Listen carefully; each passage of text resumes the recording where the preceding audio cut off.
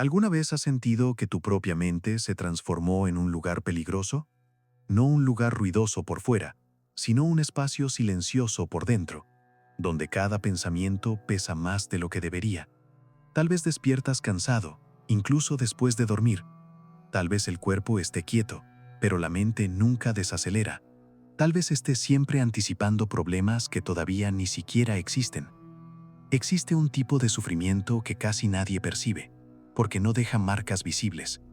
Es el sufrimiento de quien intenta controlar todo, de quien cree que si se relaja por un segundo, todo se va a derrumbar. Y cuanto más intentas mantener todo bajo control, más frágil te sientes, más tenso, más exhausto. La verdad es dura, pero liberadora. No es la vida la que está pesada, es la guerra dentro de tu cabeza. Hoy, vas a conocer un camino mental creado por personas que convivían con el peor escenario posible, la muerte diaria. Un sistema que no promete felicidad constante, sino que construye algo mucho más raro, una mente estable en medio del caos. A través de la historia de un hombre común llamado Roberto, vas a descubrir cómo desarrollar una resiliencia mental más fuerte que la ansiedad, más firme que el miedo y más profunda que cualquier crisis. Antes de continuar, suscríbete al canal, deja tu like y escribe solo una palabra en los comentarios. Ansiedad, miedo, futuro, control, cansancio. Respira hondo. Ahora comienza el viaje. Capítulo 1. El día en que la mente comenzó a resquebrajarse.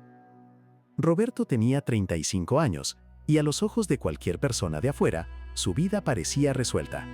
Empleo estable, buen ingreso, apartamento organizado, rutina aparentemente funcional. Pero nadie veía lo que sucedía incluso antes de que sonara el despertador. Roberto despertaba con el corazón acelerado, como si ya estuviera atrasado para algún desastre invisible. Antes de abrir los ojos, la mente ya estaba llena de escenarios catastróficos. Correos electrónicos no respondidos se convertían en amenazas.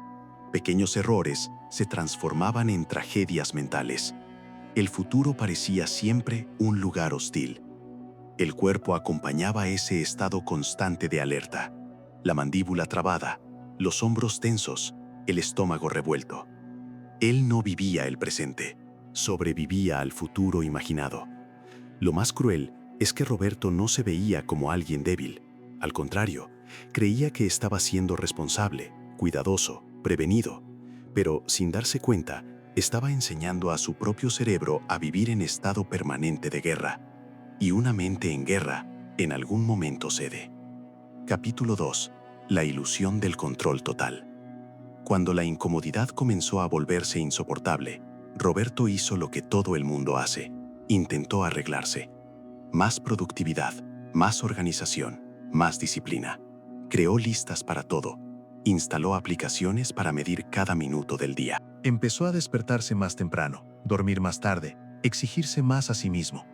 Cortó el azúcar, cortó el alcohol, cortó el placer, pero no cortó el miedo. No cortó la necesidad obsesiva de preverlo todo. Cuanto más intentaba controlar la vida, más la vida se escapaba entre los dedos. Y cuanto más se escapaba, más él apretaba. El problema es simple, pero casi nadie lo acepta. El control excesivo no genera seguridad, genera ansiedad. Roberto creía que relajarse era peligroso, que desacelerar significaba perderlo todo, que si no estaba siempre vigilante, algo malo ocurriría. Y así, se convirtió en prisionero de su propia mente.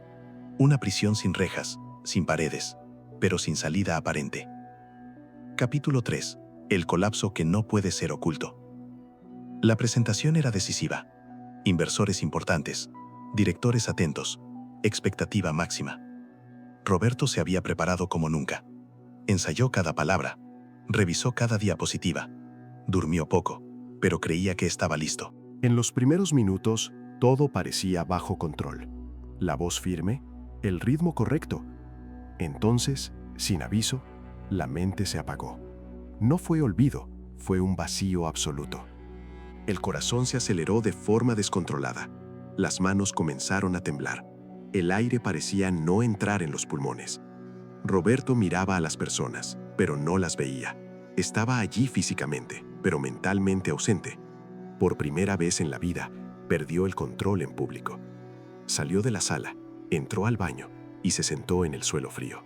Las lágrimas no venían de la vergüenza, venían del agotamiento. Allí, en ese silencio roto solo por la respiración desordenada, una verdad se volvió imposible de ignorar. El sistema mental que él usaba para mantenerse fuerte había fallado exactamente cuando más lo necesitaba. Y cuando un sistema falla, o lo reconstruyes o te destruye. Capítulo 4. El encuentro que rompió una creencia. Algunos días después del colapso, Roberto se sentó frente a un terapeuta que no parecía un terapeuta. Nada de frases hechas, nada de prisa, nada de intentos de arreglar de inmediato. Había algo desconcertante en esa presencia calma. Después de escuchar todo en silencio, el hombre hizo solo una pregunta. ¿Cuánto tiempo de tu día pasas intentando controlar cosas que no están bajo tu control? Roberto intentó responder rápido, pero se quedó bloqueado, porque, por primera vez, percibió lo absurdo de su propio esfuerzo diario. Se preocupaba por decisiones que no dependían de él, anticipaba escenarios que tal vez nunca existirían, sufría hoy por problemas imaginados mañana. Entonces llegó la frase que atravesó como un golpe silencioso. No estás en control. Y eso no es un problema, es un alivio. La mente de Roberto resistió. Aceptar eso parecía peligroso, pero al mismo tiempo, algo dentro de él se relajó por primera vez en años. Tal vez, solo tal vez, no necesitaba cargar con todo solo. Capítulo 5. Fudoshin. Cuando la mente deja de correr. El terapeuta contó la historia de un duelo antiguo. Dos guerreros, la misma técnica, el mismo riesgo, pero solo uno tenía la mente quieta. Mientras uno era dominado por la rabia, el miedo y la urgencia, el otro permanecía presente, no rígido, no frío, presente. Esa condición mental tenía un nombre, Fudoshin. La mente que no es arrastrada por las emociones. No necesitas eliminar la ansiedad, explicó el terapeuta. Necesitas dejar de obedecerla. La ansiedad es una reacción del cuerpo, no es una orden, no es un aviso del futuro. Roberto siempre creyó que sentir ansiedad significaba que algo estaba mal. Ahora, por primera vez, alguien decía que sentir no era el problema. El problema era perderse dentro de la sensación. La idea parecía simple, pero cambiaba todo. Capítulo 6. Los 10 segundos entre el impulso y la vida. El ejercicio parecía casi infantil. Cuando la ansiedad surja, dijo el terapeuta, detente por 10 segundos. No reacciones, no corrijas, no luches, observa. Roberto casi se rió. 10 segundos no resolverían años de sufrimiento, pero decidió intentarlo. Esa misma semana, recibió un correo del jefe pidiendo una conversación inmediata. El cuerpo reaccionó como siempre, corazón acelerado, manos sudorosas, mente creando tragedias. Esta vez se detuvo. 10 segundos. Sintió la presión en el pecho, la tensión en el estómago, la respiración corta. Nada más. Percibió algo aterrador y liberador. La sensación era real, pero el desastre no. Respiró hondo y fue a conversar. La reunión no era un despido, era apoyo. Allí, Roberto entendió algo que cambiaría todo. La mayor parte del sufrimiento no viene de los hechos, sino de la reacción automática a ellos. Y entre el estímulo y la reacción, existe un espacio. Ese espacio es libertad. Capítulo 7. Shikata Gainai. El peso que no necesitas cargar. En la sesión siguiente, el terapeuta dibujó 2 círculos. Uno pequeño, uno enorme. El círculo pequeño es lo que controlas, tus acciones, elecciones, postura. El grande es todo lo demás.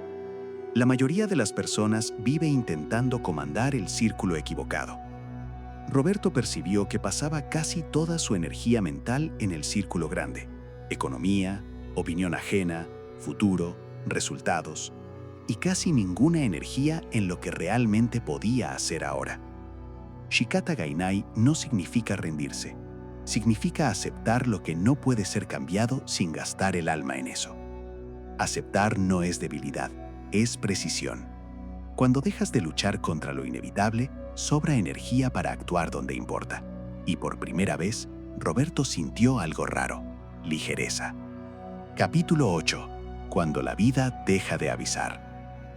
Roberto empezó a creer que finalmente estaba aprendiendo a lidiar con su propia mente.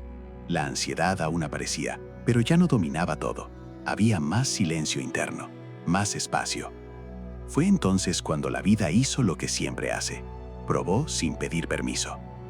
El teléfono sonó en una mañana común. La voz del otro lado llegó pesada, sin rodeos. Diagnóstico serio. Tratamiento agresivo. Incertidumbre total. El suelo desapareció. Todo el entrenamiento mental pareció inútil frente a esa noticia. El miedo no era imaginado. Era real. Era concreto. Roberto se sentó en el coche y lloró como no lloraba hacía años. No de ansiedad, sino de dolor puro. En ese momento percibió algo importante. Las filosofías no existían para evitar el sufrimiento. Existían para atravesar el sufrimiento, sin perderse de sí mismo. Y eso exigía algo más que aceptación. Exigía dignidad. Capítulo 9. Gaman. Permanecer de pie por dentro. Cuando volvió al terapeuta, Roberto no pidió técnicas, pidió ayuda. No puedo lidiar con esto, dijo, con la voz quebrada. El terapeuta no intentó suavizar. No dijo que todo estaría bien. No prometió finales felices. Solo dijo: entonces, vas a sentirlo todo. Y aún así, continuar. Gaman no es endurecer el corazón. Es permitir que sienta, sin hacerse pedazos.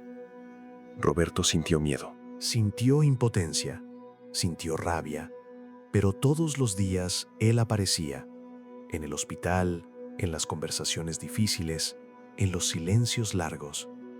A veces lloraba en el coche antes de volver a casa.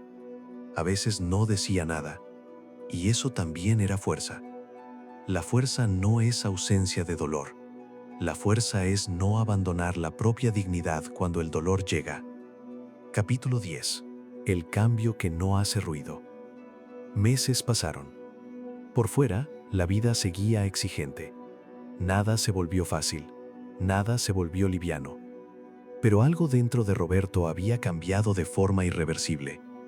Ya no reaccionaba automáticamente, ya no peleaba con los pensamientos, ya no intentaba controlar lo incontrolable. Cuando la ansiedad surgía, la reconocía. Cuando el miedo aparecía, respiraba. Cuando el dolor apretaba, permanecía. Las personas comenzaron a notarlo. Estás diferente, decían, más presente, menos tenso. Roberto percibió que su mente ya no estaba luchando contra la realidad, estaba cooperando con ella. Y eso hacía toda la diferencia. La vida no había cambiado, pero su relación con la vida sí.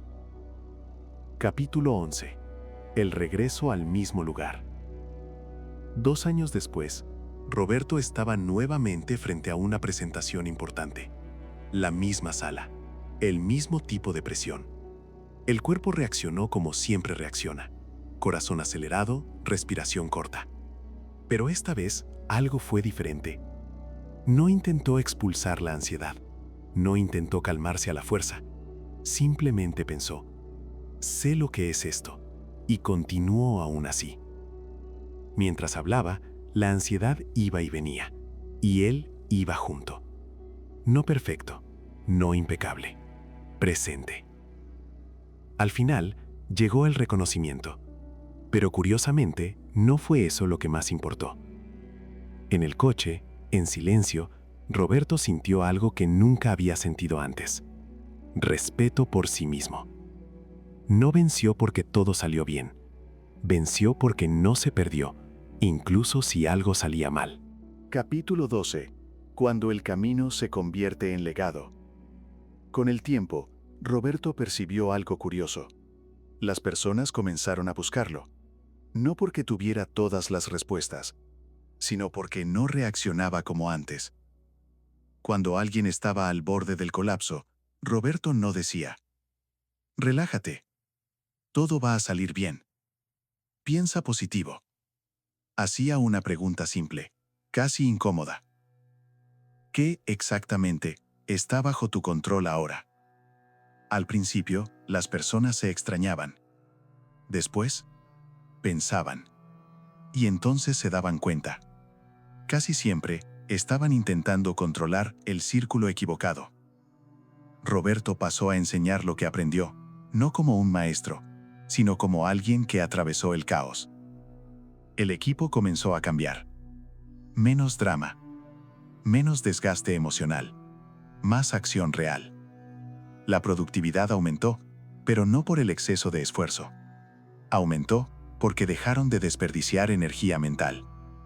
Roberto nunca se convirtió en alguien inmune al dolor. Se convirtió en alguien presente, incluso cuando el dolor llegaba. Y eso cambió todo. Conclusión: la verdad sobre la resiliencia mental. Existe una mentira que nos enseñaron desde temprano: que la fuerza mental es nunca sentir miedo, nunca flaquear, nunca parar. Eso no es fuerza, es negación. La verdadera resiliencia no es rigidez, es flexibilidad con raíces profundas. No controlas la vida, nunca la controlaste y nunca la controlarás. Pero controlas cómo respondes. Controlas dónde pones tu energía. Controlas si huyes o permaneces. Fudoshin te enseña a no ser secuestrado por las emociones. Shikata Gainai te libera del peso de lo inevitable. Gaman te recuerda que es posible sufrir sin perder la dignidad.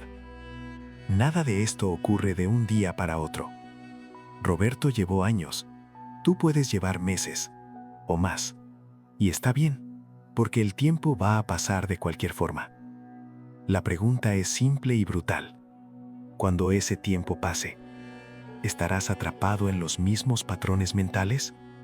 ¿O habrás transformado el sufrimiento en sabiduría? Empieza pequeño. La próxima vez que la ansiedad surja, detente por 10 segundos. Observa. No luches. En ese espacio, descubrirás algo esencial. No eres tus pensamientos. Eres quien observa.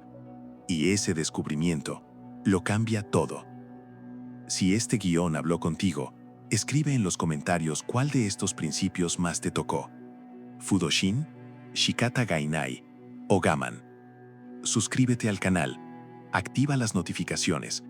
Aquí no entregamos motivación descartable. Entregamos herramientas para la vida real. Hasta el próximo video. Permanece presente. Incluso cuando sea difícil. Sigue el camino.